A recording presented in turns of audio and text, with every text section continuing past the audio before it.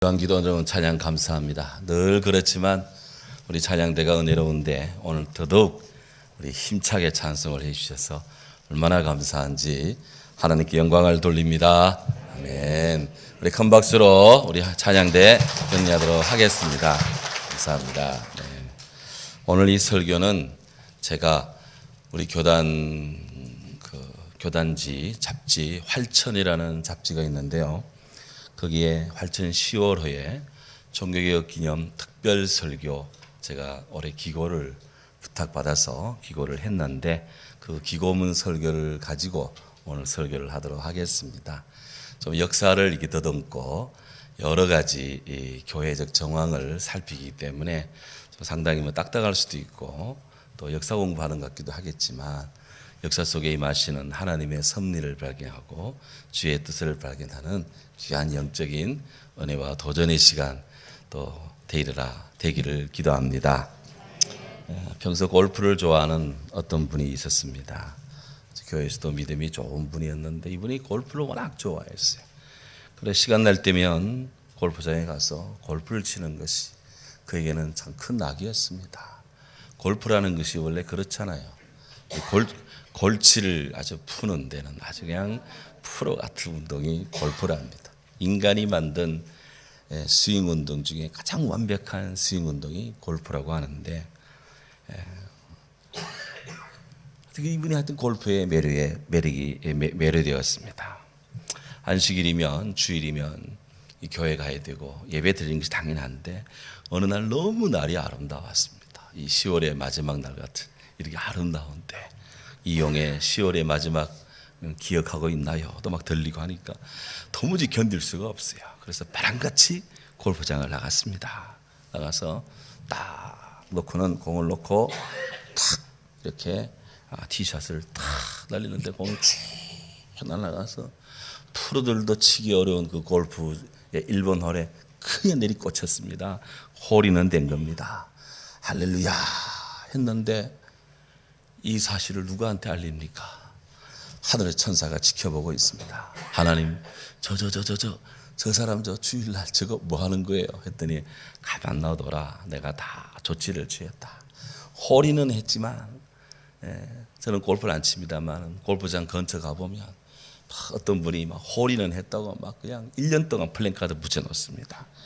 그런데 홀인은 했는데 저걸 누구한테 이야기하겠냐 저거를. 그래서 자랑을 해야 되고 밥도 사야 되고 커피도 사오고 싶은데 주일날 예배 안 들어가서 홀인을 했다는 걸 말할 수가 없다는 그런 고뇌를 지녔다나 말았다냐 그래서 그걸 보던 천사가 위로를 받았다는 그런 이야기도 있습니다만은 우리 신앙이라는 것이 참 늘 이렇게 새로운 도전을 받습니다. 1517년 10월 31일 그날이 목요일 시간대는 정오였습니다. 12시에. 내 집은 만민의 기도하는 집이다 라고 하는 우리 주님의 교회가 강도의 굴혈화 된 것이 비성경적이고 주님의 뜻이 아닌 것을 발견한 34살의 비텐베르크 대학의 신약학 교수 마틴 루터 박사님. 그가 자신이 조교를 할 수 있는 대학 직원을 데리고 소위 종이에 쓴 95가지 논제를 가지고 그가 심우하고 또 그가 근무하는 비텐베르크 성 안에 있는 성문교회에다가 그 95개 논제를 못 박았습니다. 우리들의 주님이시며 선생이신 예수 그리스도께서 회개하라 라고 말씀하셨는데 이는 신자들의 삶 전체가 회개하는 삶이함을 말씀하신 것이다 라고 시작되는 이 문서는 소위 교회 개혁의 선언서이자 대헌장이라고 후대의 사람들은 다 그렇게 일컫고 받아들입니다. 당시 루터는 이 95개 논제를 라틴어로 그렇게 기록을 했는데 이 라틴어는 바로 독일어로 번역이 되어서 벽보 형태로 인쇄가 된 뒤 한 달이 못 되어서 유럽 각처로 이렇게 번져나갔습니다. 당시는 구텐베르크의 인쇄술이 발견된 지 70년이 지난 때였습니다. 프랑스와 앙베르라는 분은 그 인쇄술을 이 인쇄술을 통한 이 95개조 복음의 전파를 하나님의 준비라고 불렀습니다. 하나님께서 구텐베르크의 금속 활자를 만드신 다음 교회를 개혁하기 위해서, 그리고 70년 전에 준비해 놓으셨다가 루터의 이 교회 개혁의 논제를 금속 활자로 찍어서 온 유럽에 뿌림으로 사람들이 그것을 보고 하나님의 뜻이 무엇인지 인식하게 되는 하나님의 준비라 불렀다는 겁니다. 루터의 친구 가운데 프리드리 미코니우스라는 분이 있는데, 얼마나 이 95개 논제가 사람에게서 사람으로 유럽 곳곳으로 번져나갔는지 이 미코니우스는 천사가 심부름 뿌린 것 같았다라고 말할 정도로 유럽인들의 마음에 강력한 그런 동기와 센세이션을 불러일으켰습니다. 그렇게 해서 그 강렬한 복음의 이 95개조 논제의 전파는 잠든 유럽의 사람들의 영혼을 깨우면서 그야말로 교회를 교회되게, 하나님을 하나님되게, 성도가 성도다워지는 그런 개혁의 밑거름이 됩니다. 루터의 이 글을 읽은 사람들 사이 속에서 격한 토론이 일어났고 개혁의 불길이 여원의 불길처럼 번져나갔다는 겁니다. 그렇다면 루터는 왜 이런 종교개혁에 필요한 95개 논제를 역설했느냐? 그 당시 사회상은 어떠했을까요? 루터의 이 종교개혁 횃불을 든 이 1517년 이때는요, 1492년 콜럼버스가 아메리카 신대륙을 발견하고 난 뒤 25년이 지난 때였습니다. 새로운 세계의 지평이 열렸습니다. 대서양 지중해에 갇혀있던 유럽에 대서양 저 너머에 신대륙이 있다라는 것을 인식을 합니다. 그들의 세계관 속에 이제는 새로운 곳이 있다. 이때까지 믿어온 그것이 과연 옳으냐라는 의심도 할 만한 새로운 지평이 열렸다는 것입니다. 이 무렵 이태리를 중심으로 해서 유럽의 새로운 문화운동, 소위 문화부흥이라는 르네상스 운동이 일어났습니다.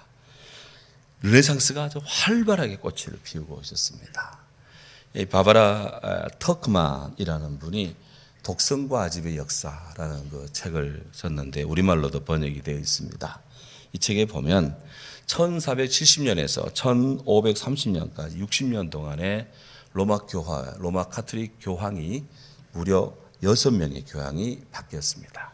70년 동안에 6명 교황이면 한 분당 12년 정도씩 그런 교황 자리에 있었던 것이죠. 그런데 이때 교황에 올랐던 이 분들께서 이 당시의 시대 정신의 르네상스, 그 사람들의 이 생각이 또 문화가 막 바뀌어지는 엄청난 역동적인 문화의 변혁 속에서 그들이 이 르네상스 운동을 참 더 좋게 발전시켜 가야 되는데 사람들로 하여금 과도한 금전적인 타산을 따지게 되고 또 반도덕적으로 되게 만들고 탐욕을 일컫게 되고 하는 등등 아둔한 권력 정치로 막 변질을 시키면서 소위 그 좋은 르네상스 운동을 막 변질을 시키는 그런 역기능을 막 일으켰습니다.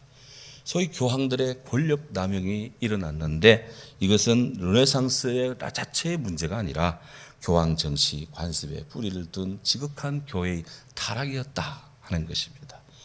교회가 얼마만큼 타락이 되었을까? 지금은 로마 교황청은 이태리 로마에 가면 거기 성 베드로 성당 그 옆에 로마 교황청 본부가 거기에 있습니다. 우리나라 대통령께서 그곳을 얼마 전에 다녀가셨죠. 그런데 바로 그 로마 교황청이 1300년대에 또 하나의 교황청이 생겼습니다. 소위 프랑스 남쪽의 아비뇽이라는 곳에 또 하나의 아비뇽 교황청이 생겼습니다. 그러다 보니까 로마 교황청, 아비뇽 교황청 교황이 2분 있던 시대가 있었어요. 심각할 때는 4분까지 있었습니다. 동시대에 4명의 교황이 있을 때도 있었다 이거예요. 그러니까 교회가 이거 말이 안 되는 겁니다. 이렇게 해서 서로 로마 교황 대 아비뇽 교황의 대립 갈등이 있었습니다. 이 교황들은 이태리 쪽에 위치하기 때문에 당시의 이태리가 과거 로마 제국처럼 강력한 한 나라가 아니라 도시 국가화된 시대였어요. 피렌체, 밀라노, 또 이렇게 각가지 도시국가들, 이런 도시국가로 막 형성되었는데 교황들은 그 도시국가의 왕 제후들과 막 동맹을 맺으면서 소위 정치적 협상을 하면서 교황의 세를 불리곤 했습니다. 그러면서 교황들은 그 제후들과 많은 교제를 하면서 제후들이 했던 그대로 그들의 탐욕을 따라하고 그들의 사치를 따라하고, 그래서 소위 교황이라는 분들이 제후들과 조금 더 낫는 부분이 없었습니다.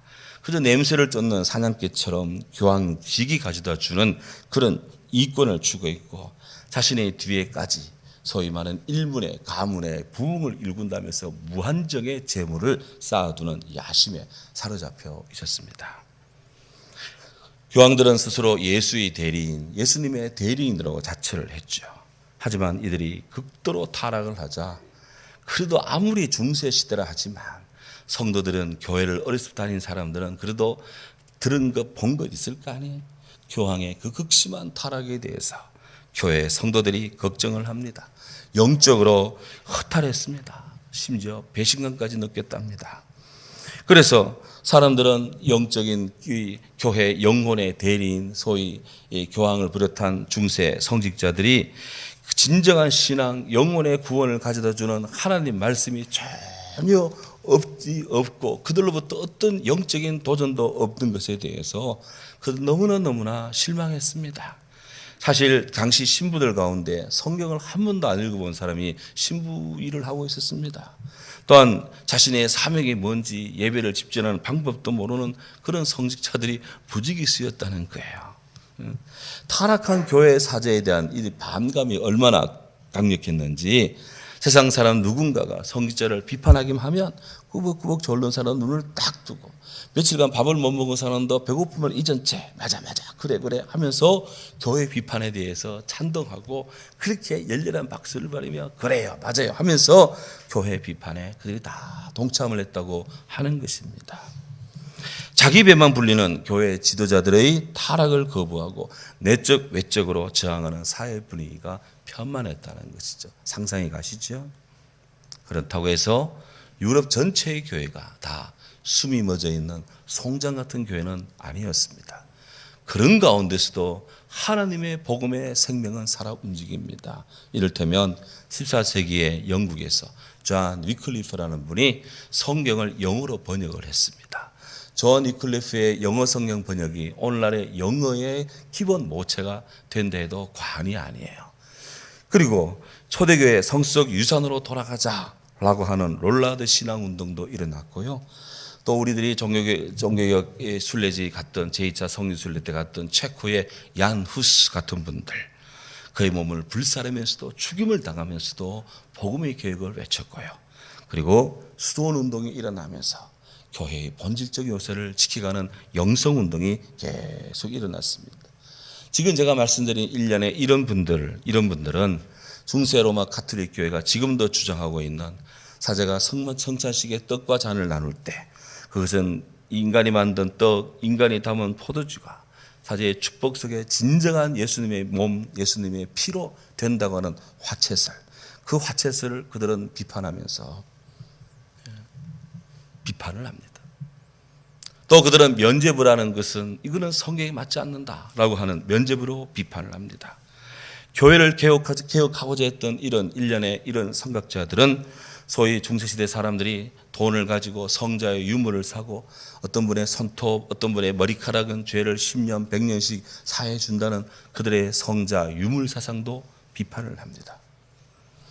또한 심지어는 교회 개혁자들 가운데는 로마 가톨릭이 너무나 이 기능을 상실하고 본연의 사명을 잊어먹기 때문에 이 로마 가톨릭을에서 완전히 새롭게 떨어져 나가는 분리된 새로운 교회를 만들어야 되겠다라고 하는 교회 분리 주장도 강력하게 일어난 적이 있습니다.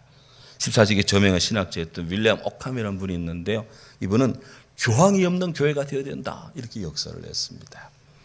심지어 스테파노 포르카리라는 분이 있는데 이분은 당시 교황 유니게우스 4세가 나이가 들어 숨이 거두자 이때가 기회다 싶어서 이제 교회 통치를 종식시킵시다. 그리고 교회를 고대 로마의 공화국 형태로 교회를 새롭게 교회 지도체제를 바꿉시다 라고 하는 혁신적, 혁명적인 주장까지도 한 적이 있었습니다. 모두가 다 교회 개혁이 필요하다고 당시에 의식 있고 뜻 있는 중세 지성인들이 다 그렇게 외쳤습니다. 하지만 중세 말기의 교황들은 교회 개혁에 대해 관심을 갖지 않았습니다. 당시 유럽을 지배했던 세 나라가 있는데요. 프랑스, 스페인, 합스부르크 제국입니다. 이들은 이태리 로마 교황청이 있는 이태리 반도에 있는 각각의 도시 국가들과 동맹을 맺으면서 서로 이태리 반도를 그들의 영향권 안에 두고자 침입도 하고 때로는 회유도 하고 그렇게 했습니다. 이 당시에는 굉장히 많은 전쟁이 있었습니다. 이때도 교황은 나머지 국제 역학관계에서 자기네 어떤 위치를 차지하기 위해서 무수히 여러 가지 정치적인 역량을 발휘했지만 그러나 성과는 없었습니다. 그 당시 교황들이 주로 이태리 출신의 사람들이 교황이 되었는데 오히려 그들의 이태리 도시국가들을 오히려 전쟁의 수렁으로 몰아넣는 미숙한 정치력, 미숙한 조정 화해력을 발휘해서 참으로 국민들의 또 국가의 사회적인 삶이 너무나 안정이 깨어지는 참으로 힘들고 힘든 시대였습니다.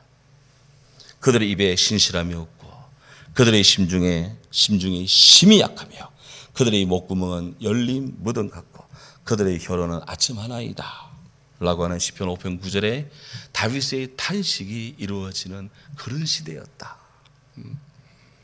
이렇게 다방면에 걸쳐서 교회의 권위가 실추하고 교황의 또 위치도 실추가 되고 교회가 제 사명도 감당하지 못할 그런 즈음에 그래도 르네상스 운동에 많은 영향을 받고 생각이 열렸다고 하는 니콜라우스 5세 교황이 돌아가시면서 이런 유언을 남겼습니다. 진실하고 견실하고 안정된 확신을 주는 그런 주려면 눈에 호산한 것이 있어야 합니다. 하나님 말씀에 대한 교의, 어떤 교리만 가지고 지탱되는 신앙은 매우 위험합니다. 해서 교황청의 권위를 더 웅대하고 웅장하게 그렇게 건물에다가 그런 권위를 담는다면 사람들이 교회를 더 존중하고 이 아름다움과 웅장함에 매료되어서 성 베드로의 의자를 한층 더 높일 것입니다. 이런 유언을 하고 돌아갔어요. 그래서 그 뒤를 따르는 교황들이 당대 최고 미술가들을 로마 교황청에 소위 고용을 해서 그림을 그리게 했습니다.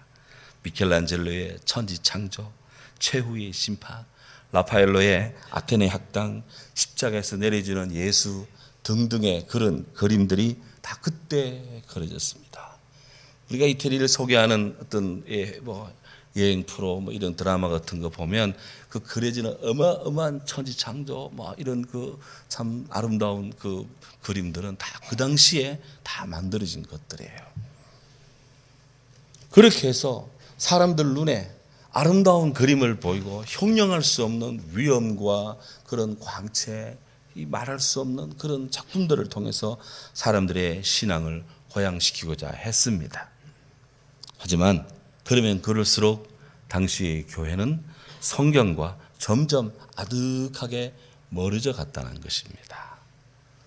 1498년에 독일의 예술가 알브레이크 듀러라는 분이 목판화, 종말의 내기사라는 목판화를 그렸는데 이것이 그 시대를 전곡을 찌르는 그런 그림이었습니다. 여기 지금 그림이 나오는데요. 여기에 종말 때 이 종말을 재촉하는 4명의 기사가 있다. 그 첫째는 죽음이라는 기사고, 두 번째는 전쟁이라는 기사고, 세 번째는 기근이라는 기사고, 네 번째는 역병이라는 기사다. 패스트, 죽음. 이런 것들에 의해서 중세가 무너진다. 죽음, 전쟁, 기근, 역병 이런 것들이 쓰나미처럼 태풍처럼 끝없이 밀려 들어왔습니다. 기근이 들지 않으면 패스트, 역병이 번지고 그렇지 않으면 또 도시국가 간의 전쟁이 벌어지고 그렇게 해서 무수한 죽음이 도시마다 거리마다 농촌에 그냥 깔렸습니다. 이렇게 해서 그 당시 사람들의 수명이 얼마였을까? 중세 사람들 수명이 평균 40살, 40살이었습니다. 얼마나 이 시대가 힘들었는지 상상해 가시죠. 바로 이때 종교개혁의 시발자 루터가 일어납니다. 이 기독교회사에서, 세계교회사에서 종교개혁이다라고 하면은 바로 잘못된 비신앙적 요소를 제거하고 초대교회의 순수한 모습을 되찾자라고 하는 개혁 운동인데요. 소위 개혁, 개정, 교정 작업입니다. 전혀 없는 새로운 교회를 만들고 전혀 새로운 어떤 그런 그 믿음의 체계를 세우자라는 것이 아닙니다. 성경에서 한참 벗어나 있고 주의 뜻에서부터 한참 멀어져 있는 교회를 교회답게 그리고 성경적으로 그렇게 해서 하나님 앞에 바로 서자라고 하는 개혁과 개정과 교정 작업이 바로 종교개혁입니다. 마틴 루터는 95기조 한금문을 붙이면서 그는 주장합니다. 지금 로마 가톨릭이 한창 판매하고 있는 로마의 성베드로 성당 건축장이 모자라니까 그 일환으로 교황이 허락해서 시행되고 있는 이 면죄부, 소위 인덜전스, 면죄부라고 하는 것의 결정적 문제는 사람들로 하여금 교황의 이름으로 거짓된 보험 정책을 제공받게 하는 것이다. 이런 말을 했습니다. 면죄부가 뭐냐? 소위 사람의 죄를 용서해 준다고 하는 그런 정서예요. 정서. 그래서 이것을 판매책 가운데 유명한 분이 텍첼이라는 신부가 있는데 이 텍첼이라는 신부가 독일의 한 시골 마을에 와서는 사람들을 다 불러 모은 다음에 말합니다. 여러분들이 부모님, 여러분들의 할아버지, 할머니, 여러분의 사랑하는 누이 동생, 또 오빠들 이런 사람들이 지금 이 천국에 가 있으면 얼마나 좋겠습니까? 하지만 우리들이 잘 못 봉양하고 잘 하지 못해서 그분들이 지옥의 연옥의 불길에 특히 연옥의 불길 속에 지금 있는데 연옥이라는 것은 로마 가톨릭에서 지옥, 천국 사이에 연옥이라는 것. 지옥 가기는 아깝고 천국 가기는 모자라는 사람들이 어느 정도 연단 속에 때가 되면 천국 간다는 그런 제3지대가 있는데 이걸 연옥이라고 해요. 이 연옥에 지금 머물고 있는데 그들이 천국 못 가서 안타깝지 않냐고. 근데 여러분들이 이 교황이 발행한 이 면죄부를 산다면 여러분들이 이 면죄부 사는 그 동전이 흥금기에 탁 넣는 순간 동전이 땡그랑 하고 떨어지는 그 순간에 연옥에 계시는 여러분들의 조상님들, 어머니, 아버지, 할아버지, 할머니의 영혼이 펄쩍 뛰어가지고 천국에 들어가는 것입니다. 그러니까 자식된 자로서 부모님 천국에 보내고 싶지 않은 자들이 어디에 있습니까? 그러니 그 순진한 중세 독일 사람들, 유럽 사람들이 너나 할 것 없이 줄을 쫙 서가지고 그걸 막 사기를 시작한 거예요. 루터가 이것을 보았습니다. 그는 대번에 그 면죄부라는 것이 비성경적이고 그 면죄부라는 것이 비신앙적인 것이다. 이거는 성경도 아니고 이건 믿음도 아니다. 이거는 거짓된 보험 정책이다. 이건 거짓이다. 사기다. 면죄부는 사람의 죄를 용서하지 않으며 하나님과의 관계를 바르게 회복시키는 것도 아니다. 그래서 하나님이 원하시는 것은 사람이 구원받는 것은 면죄부 정서에 열매는 것이 아니다. 사람이 구원한 것은 우리 죄인을 위해 돌아가신 예수 그리스도 부활하신 예수님 그를 믿음으로 그를 의롭다 인정하시는 하나님의 은혜에 의해서 구원받는 것입니다. 루터가 성경을 연구하다가 오늘 우리가 읽었던 바로 이 십자가의 도의 말씀에 대한 깊은 묵상 속에 신앙적인 그런 결의를 세웠습니다. 면죄부를 통해 사람이 구원 얻는다고 하는 것은 하나님의 은혜를 표면적 상그레화시키는 것이다. 이것은 사람들로 하여금 돈을 내고 오히려 더 죄를 짓게 하는 그런 꼴이나 마찬가지다. 저는 이렇게 생각을 했습니다. 그런 말합니다. 십자가의 도가 멸망받는 자들에게는 미련한 것이지만 구원을 받는 사람들에게는 하나님의 능력이다. 라는 이 말씀 위에 그가 딱 섰습니다. 그래서 그는 일생 십자가 주 예수 그리스도를 붙들고 살아갑니다. 그래서 후대의 신학자들은 루터를 가리켜서 그의 신학을 십자가의 신학이라고 말합니다. 십자가의 신학. 십자가의 신학은 글자 그대로 주 예수 그리스도의 십자가 부활을 믿고 살아가는 신앙입니다. 당시 중세 유럽은 영광의 신학이라고 그랬어요. 중세 천년 동안 영광의 신학입니다. 왜? 이미 다 교회 천하입니다. 나기 전부터 기독교 신자고 나서부터 죽을 때까지 교회 안에 삽니다. 그러니 더 이상 십자가 질 일이 없어요. 예수 믿는다고 박해할 일도 없습니다. 안 믿으면 박해당하지. 그래서 그 오직 교회의 영광에 충만합니다. 그래서 영광의 신학이 되었습니다.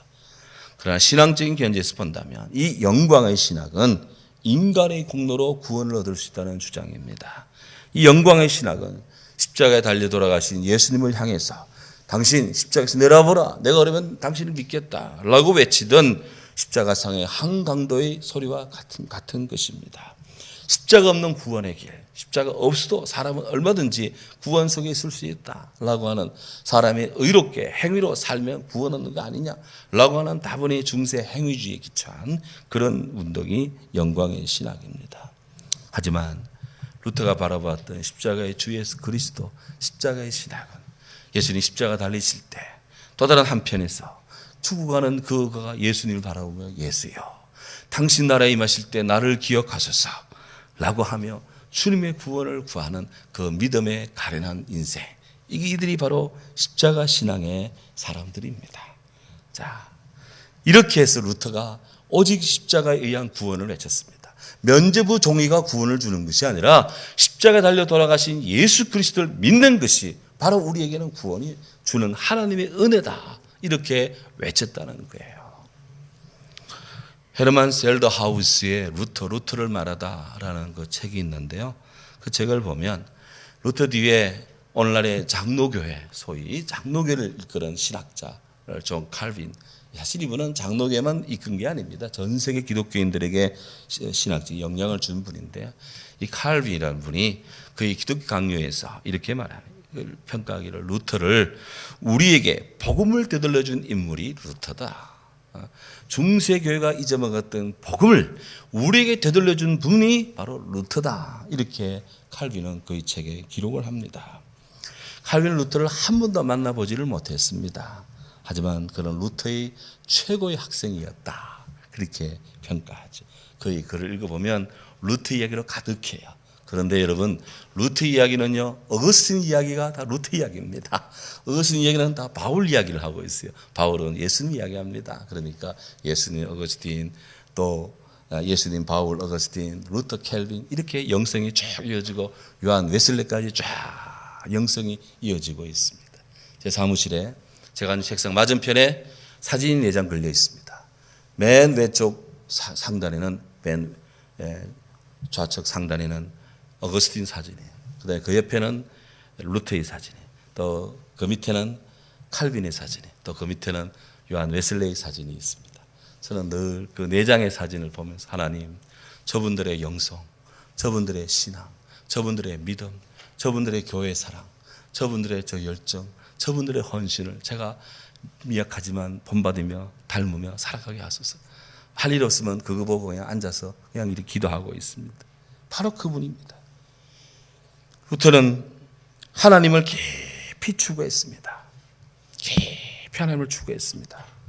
그는 그 조그마한 작은 이 연구실에서, 수도원 방에서, 또 그의 대학 연구실에서 복음에는 하나님의 의가 나타나서 믿음으로 믿음에 이르게 하나니 오직 기록된 오직 의인은 믿음으로 알려야만 살리라, 이 말씀을 읽으면서 그 당시 그가 중세 교회 세계관 속에서 사람이 구원 얻는 것이 인간의 행위로 구원받는 것이 아니라 죄인된 우리를 의롭다 하시는, 십자가 주 예수를 믿는 자를 의롭다 하시는 하나님의 은혜 아래에 있구나 라고 하는 이 신층이 이 은혜를 다시 재발견하면서 소위 성경으로부터 비뚤어져 있던 로마 가톨릭의 신학과 미사와 그리고 면죄부와 예전을 신중하고 살아있게 계획을 해나갔습니다.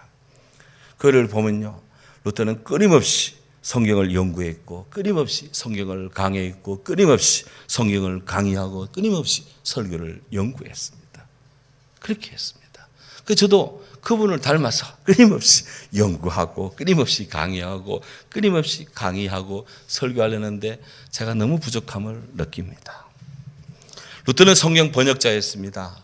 그래서 그의 말 독일 사람으로 성경을 독일어 성경으로 번역을 했어요. 그래서 성경의 1210원 라테난 회의 이후 일반 평신도들한테는 로마 가톨릭 교회가 성경 읽지 못하게 했는데, 그렇게 성경을 읽지 못하게 한 그 구검 사실을 루터가 깨뜨리며 해방시켰습니다. 독일을 아는 사람들은 독일어 성경을 읽게 만들었습니다. 오늘 우리에게 한국어 성경이 있는 것처럼 독일이 루터가 그런 운동을 일으켰다 이거예요. 더욱 놀라운 것은 루터 성경이 아주 그냥 요원의 불길처럼 번져나가고 사람들이 그 성경을 사서 봅니다. 그런 그 엄청난 이 성경 번역의 성공을 거두었음에도 불구하고 인세를 요구하지 않았습니다. 성경 한 권 팔릴 때마다 로얄티를 저자가 받아가지 않았다는 거예요. 그래서 그냥 일반 성도들한테 싼값에 성경을 다 번역을 내주었습니다. 사심이 없는 사람이었습니다. 사심이 없는 사람. 루터는 신실한 기도의 사람이었습니다. 그는 매일 아침 새벽에 시편을 묵상했고요. 시편 기도로 하루를 시작했고 시편 기도로 하루를 마쳤답니다. 무엇보다도 루터는 오직 의인은 믿음으로 말미암아 삽니다 라는 신앙의 대명제를 실천하면서 매우 겸손했습니다. 믿음으로 구원받는 데에서 마음대로 살지 않았습니다. 아주 경건하게 살았습니다.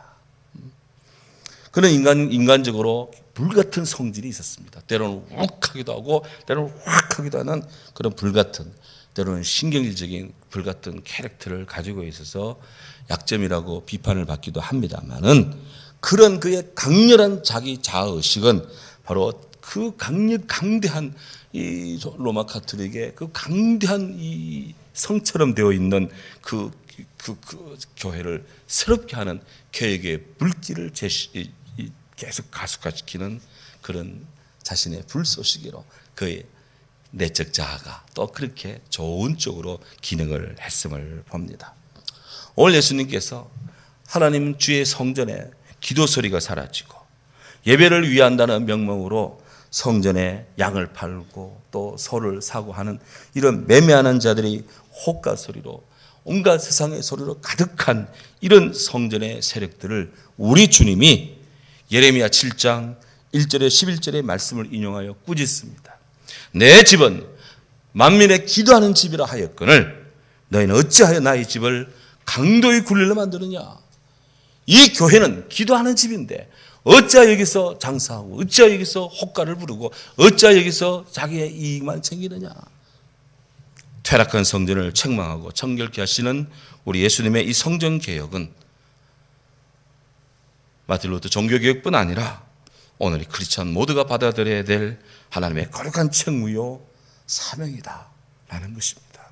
오직 성경으로, 오직 하나님의 은혜로, 오직 믿음으로 교회를 교회되게 하는 루터의 이 신앙과 정신을 오늘의 우리 성도들 또한 정말 존중하고 깊이 반성하며 받아들이고 명심해야 될 줄로 믿습니다.